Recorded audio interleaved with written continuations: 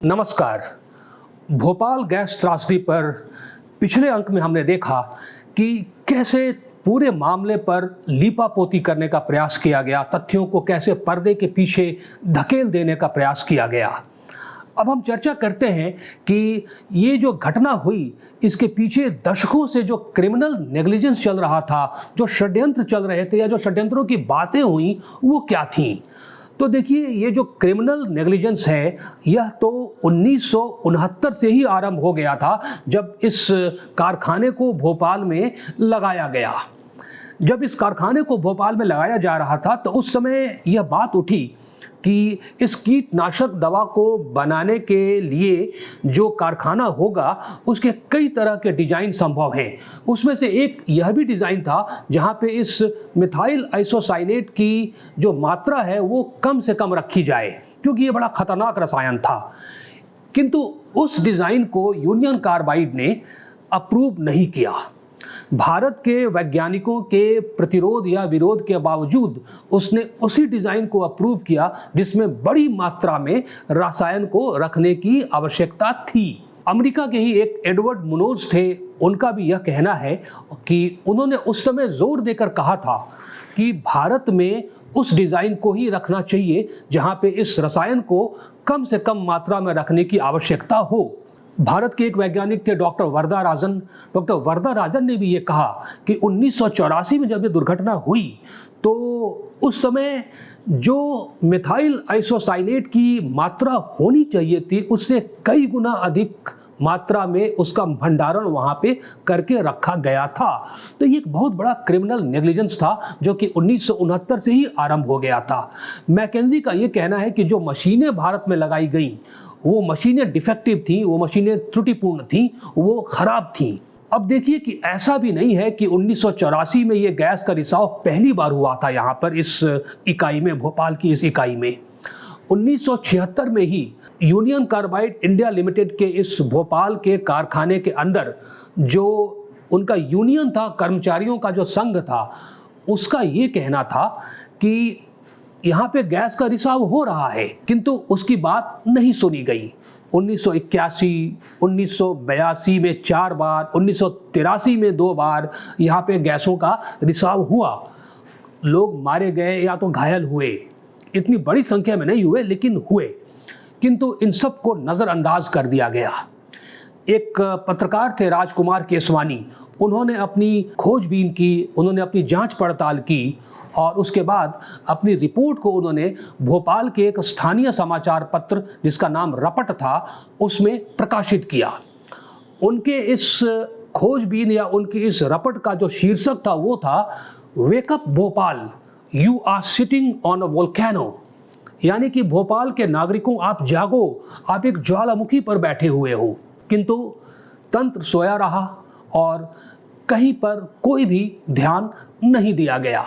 एक जो दूसरा नेग्लिजेंस था वो था सेफ्टी ऑडिट का। जो सुरक्षा के जो तंत्र लगे हुए थे कि गैस का रिसाव नहीं हो यहाँ की मशीनों से, उसके लिए जो मशीनें लगी हुई थी, इन तमाम सुरक्षा के साधनों की एक ऑडिट हुआ करती थी। यूनियन कार्बाइड की वो इकाइयां, वो कारखाने जो अमेरिका में थे या जो यूरोप में थे, वहां पर प्रत्येक 3 वर्ष में एक बार ऑडिट हुआ करती थी। किंतु भारत की जो इकाई थी, जो भोपाल में जो कारखाना था उनका, वहां पे ये सेफ्टी ऑडिट 7 वर्षों में एक बार हुआ करती थी। ये बड़ी विचित्र बात थी, किंतु जो हमारा भी तंत्र है इस पर सोया रहा और उसने यूनियन कार्बाइड पे कोई भी दबाव नहीं डाला कि यहाँ पर भी सेफ्टी ऑडिट हमेशा होती रहनी चाहिए। इसी के तहत आखिरी बार 1982 में जो सेफ्टी ऑडिट हुई भोपाल के इस कारखाने में, उसमें एक टायसन साहब थे, मिस्टर टायसन, उस ऑडिट टीम में जो आए थे, उन्होंने कहा कि वो बिल्कुल ही असंतुष्ट हैं यहाँ की सुरक्षा व्यवस्था से। उनकी टीम ने यहाँ पे 61 ऐसे आयाम ढूंढे जो बड़े ही खतरनाक थे और जो इशारा कर रहे थे कि कभी भी यहाँ दुर्घटना हो सकती है, किंतु इस पर कोई भी ध्यान नहीं दिया गया। अमेरिका में जो मशीनें थी, अमेरिका में जो कारखाना था यूनियन कार्बाइड का, कीटनाशक बनाने वाला, वहाँ पे जो सुरक्षा के जो तंत्र और जो मशीनें लगी हुई थी, वो मशीनें ऑटोमेटिक थी, किंतु भारत के इस कारखाने में, भोपाल के इस कारखाने में, ये सारी मशीनें मैनुअल थी। अमेरिकी सांसद थे मिस्टर वैक्समैन। मिस्टर वैक्समैन ने यह खुलासा किया कि सितंबर 1984 में, यानी कि भोपाल गैस त्रासदी के ठीक 3 महीना पहले, अमेरिकी कारखाने में, अमेरिका में स्थित यूनियन कार्बाइड के कारखाने में ऑडिटर्स ने यह पाया कि ये जो रसायन है मेथाइल आइसोसाइनेट, उसमें कभी भी कॉन्टेमिनेशन संभव है और उसके बाद स्थिति जो है वो नियंत्रण से बाहर हो जाएगी, उस पर नियंत्रण नहीं किया जा सकेगा। अतः उस ऑडिटर्स ने ये कहा अमेरिका के उस कारखाने में कि जो भी कर्मचारी इन मशीनों को चलाते हैं, इस कारखाने को चलाते हैं, उनको बुलाकर ये निर्देश दिया जाए और उन्हें आगाह किया जाए कि वो सावधान रहें। ऐसा किया भी गया, किंतु ये निर्देश, ये सारी बातें भारत में भोपाल में स्थित इस कारखाने को नहीं बताई गई और उनके पास नहीं भेजी गई। आप देखिए कि शहर के बीचों बीच एक ऐसा कारखाना चल रहा है जिसमें एक ऐसा खतरनाक रसायन है जिससे पूरा का पूरा शहर मौत की नींद में सो सकता है, किंतु उस कारखाने के कर्मचारियों को भी इस बात की बहुत जानकारी नहीं दी गई थी कि ये रसायन क्या है और इसके प्रभाव क्या हो सकते हैं। उन्हें तो ये पता था कि यहाँ पर खेती बाड़ी के लिए कोई एक दवा बनाई जाती है। कर्मचारियों ने बाद में बताया कि उन्हें तो पता ही नहीं था कि इसके रिसाव से व्यक्ति की मौत भी हो सकती है। यही नहीं, शहर में जो समुदाय थे, जो स्थानीय तंत्र था, उसे भी इस बात को नहीं बताया गया था कि ये क्या रसायन है और इसके क्या खतरनाक परिणाम हो सकते हैं। कारखाने के अंदर जो कर्मचारी थे उन्हें इस बात का बिल्कुल ही प्रशिक्षण नहीं दिया गया था कि किसी भी ऐसी अनहोनी घटना जब हो जाए तो उस समय उन्हें क्या करना है कि अपनी जान बचाते हुए भी इस रिसाव को रोक देना है। इन तमाम बातों का कोई भी प्रशिक्षण उन्हें नहीं दिया गया। उनसे पूछे जाने पर उन्होंने बाद में ये कहा कि हमें तो सिर्फ यही कहा जाता था कि जब भी ऐसा कुछ हो तो आप भाग जाना, और ये भी कहा जाता था कि आप दूध पीते रहो, अंडा खाते रहो, ताकि आपका स्वास्थ्य ठीक रहे और आपको कोई असर नहीं हो। आप ये भी देखें कि वहाँ पे जो स्टाफ थे, जो कर्मचारी थे, उनकी संख्या काफ़ी कम थी। तो ऐसे में कई सारे ऐसे जो तकनीकी कार्य होते थे, वो ऐसे कर्मचारियों को भी कहा जाता था कि आप इस काम को कर दीजिए जिसके लिए वो प्रशिक्षित ही नहीं थे, और जब वो इसका प्रतिरोध करते थे तो उनके वेतन में कटौती कर ली जाती थी। कई बार कर्मचारियों को ये कहा जाता था कि आप सुरक्षा के प्रोटोकॉल्स का ध्यान नहीं रखो और ये काम कर दो।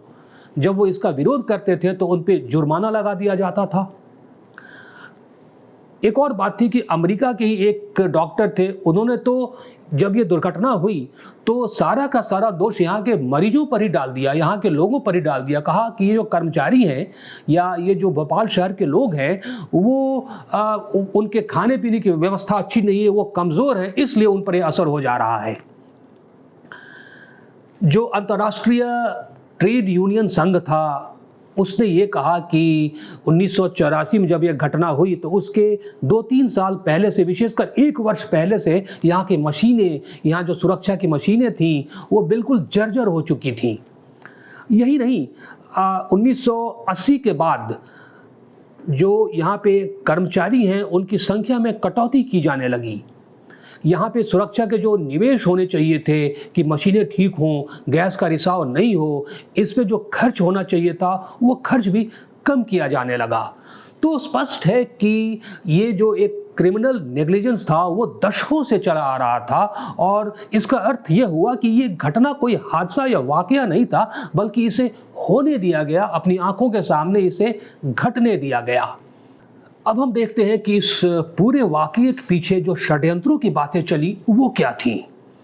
जो पहले षड्यंत्र की बात चली वो ये चली कि भोपाल में ये जो दुर्घटना हुई यह इस बात का परिणाम था कि यहाँ पे रासायनिक युद्धों के परीक्षण की बातें चल रही थी और उनका अभ्यास चल रहा था।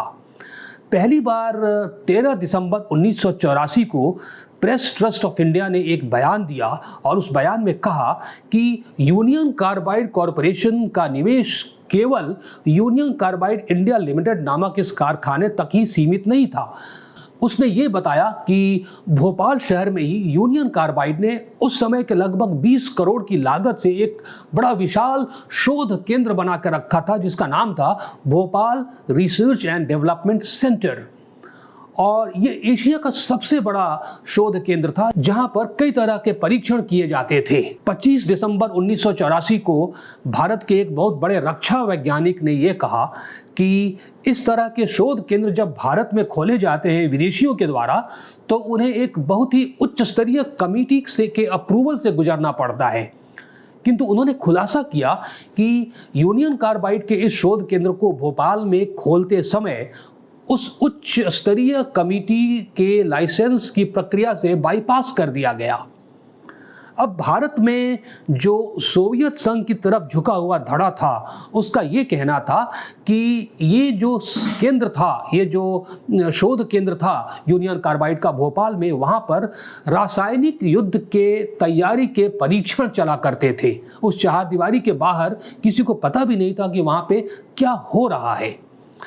अब देखिए कि जब 1980 के बाद जो कीटनाशक दवा बनाने वाला जो कारखाना था भोपाल के बीच में, यूनियन कार्बाइड इंडिया लिमिटेड, वहाँ पे तो कर्मचारियों की संख्या में कटौती की जाने लगी थी, किंतु इस शोध केंद्र में कर्मचारियों की संख्या बढ़ाई जाने लगी थी। कई सारे पीएचडी किए हुए विद्वान विशेषज्ञ, कई सारे मास्टर्स किए हुए विशेषज्ञ यहाँ पे उनकी नियुक्ति की जाने लगी थी। तो इसी बात पर दिल्ली साइंस फोरम का ये कहना है कि इससे स्पष्ट होता है कि यूनियन कार्बाइड का प्राथमिक कार्य रासायनिक युद्धों का परीक्षण था अपने इस शोध केंद्र पे, और उसको कवर करने के लिए, उसको ढकने के लिए ये कारखाना खोल दिया गया था। ब्रिटेन का एक चैनल 4 था, जो वहाँ का एक चैनल था टीवी का, वो जब यहाँ पर आया और उसने जो अपनी एक डॉक्यूमेंट्री बनाने की उसने जो कोशिश की थी, वहाँ पे उसने देखा और जिसे उसने दिखाया भी कि इस Bhopal research and development centre का जो केंद्र था भोपाल में, उसकी इमारत के पीछे एक गड्ढा था जिसमें इस बात के प्रमाण दिखे कि वहाँ पर कई सारे कागजातों को जला दिया गया था। तो उनका इशारा था कि यूनियन कार्बाइड ने तमाम दस्तावेज जिनसे ये सिद्ध हो सकता था कि वो यहाँ पे रासायनिक युद्ध का परीक्षण कर रहे थे, उसे उन्होंने वहाँ पे नष्ट कर दिया था। अब स्वीडन के और अमेरिका के कुछ ऐसे भी व्यक्ति थे जो रासायनिक युद्ध के विशेषज्ञ माने जाते थे, यहाँ पे उनका भी आना जाना था, उनकी भी उपस्थिति थी। यह भी एक संदेहास्पद बिंदु था। अमेरिका के ही California institute of international studies के रोनाल्ड हिल्टन थे, जो वहाँ प्रोफेसर थे।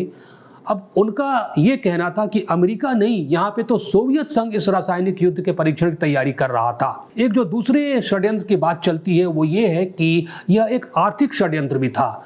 1980 के बाद ये जो यूनियन कार्बाइड इंडिया लिमिटेड है, जो भोपाल का जो उनका एक कारखाना था यूनियन कार्बाइड का, उसमें जो आर्थिक लाभ थे वो कम होने लगे थे। यह जो कंपनी थी वो अब नुकसान में आने लगी थी।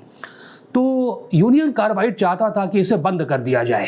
तो हुआ ऐसा कि एंडरसन का ये मानना था, जो यूनियन कार्बाइड के उच्च अधिकारी थे, उनका ये मानना था, ऐसा कहा जाता है जो इस षड्यंत्र की बातें की जाती हैं तो, कि उनका ये मानना था कि भारत में किसी भी कारखाने को अचानक यूं ही बंद कर देना बड़ा आसान कार्य नहीं है, लंबी प्रक्रिया है और शायद भारत सरकार इसे बंद करने ना दे, क्योंकि कई लोगों की नौकरियां जुड़ी हुई हैं और कई सारे जटिल प्रक्रिया है इसके पीछे। तो एंडरसन ने ये सोचा कि यहाँ पे एक छोटी मोटी दुर्घटना करा दी जाए ताकि भारत सरकार स्वयं ही कहे कि इस कारखाने को, इस संयंत्र को आप बंद कर दीजिए। तो इसी योजना के तहत ये एक दुर्घटना कराई गई जो कि नियंत्रण से बाहर हो गई। इस षड्यंत्र या इस कॉन्स्पिरेसी थियरी को कहने वाले लोगों का ऐसा मानना है।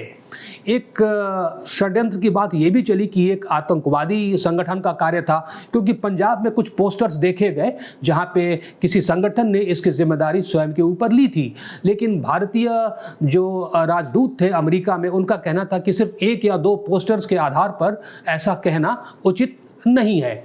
लोगों का ये भी कहना है कि अगर भारत ये स्वीकार कर लेता कि हाँ, ये एक आतंकवादी कार्य है, आतंकवादियों का ये कार्य है, तो अमेरिका के यूनियन कार्बाइड से जो मुआवजा मिलने वाला था वो मिलना संभव नहीं हो पाता। इसलिए भारत ने इस आतंकवादी जो षड्यंत्र की बात जो कही गई उसको उसने आगे नहीं बढ़ाया और उस पर उसने पर्दा डाल दिया। एक षड्यंत्र की बात ये भी उठी कि एक कर्मचारी था वहाँ पे union carbide India limited Bhopal के इस कारखाने में, जिसे डिमोट कर दिया गया था, उसका ओहदा नीचे कर दिया गया था। तो वो बड़ा नाराज़ था और उसने ही तोड़ फोड़ करके उस रसायन में कुछ पानी वानी चला जाए ऐसा किया जिससे ये गैस का रिसाव हो गया।